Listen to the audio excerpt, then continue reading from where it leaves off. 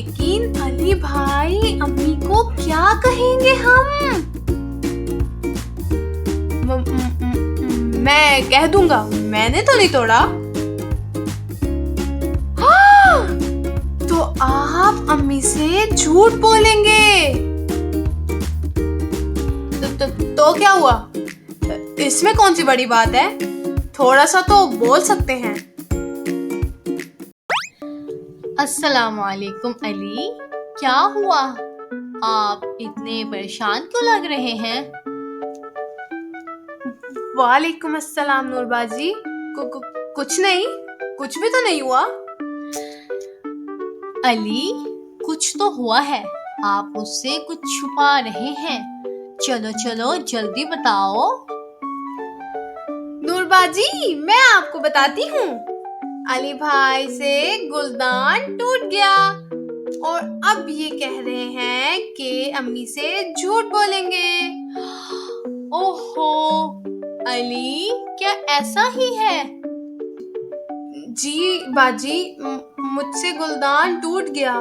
میں اس لیے نہیں امی کو بتا رہا کہ اگر میں امی کو بتاؤں گا تو امی جان مجھے ڈانٹ دیں گی. علی، آپ کو پتہ ہے ہمارے پیارے نبی حضرت محمد صلی اللہ علیہ وآلہ وسلم اور اللہ تعالیٰ کو سچ بولنے والے بہت پسند ہیں، اور قرآن پاک میں بھی فرمایا گیا ہے.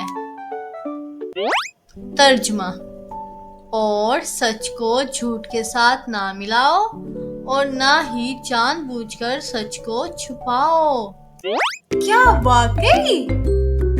اچھا، کیا اللہ ناراض ہوں گے اگر میں جھوٹ بولوں گا؟ جی ہاں، بالکل. لیکن اگر آپ سچ بولیں گے تو اللہ اور اس کے نبی آپ سے بہت خوش ہوں گے. اوہ میرے خدایا، یہ گلدان کیسے ٹوٹا؟ امی، گلدان مجھ سے ٹوٹ گیا، معاف کر دے. واہ بیٹا، مجھے خوشی ہوئی کہ آپ نے سچ بولا. اگلی بار احتیاط کرنا. اور آپ کو پتہ ہے نا، سچ بولنا سب سے اچھی بات ہے. واہ علی نے تو بہادری دکھائی. سچ بولنا سب سے اچھا ہوتا ہے. اللہ تعالیٰ سچ بولنے والوں کو بہت پسند کرتا ہے. اور قرآن میں بھی فرمایا گیا ہے.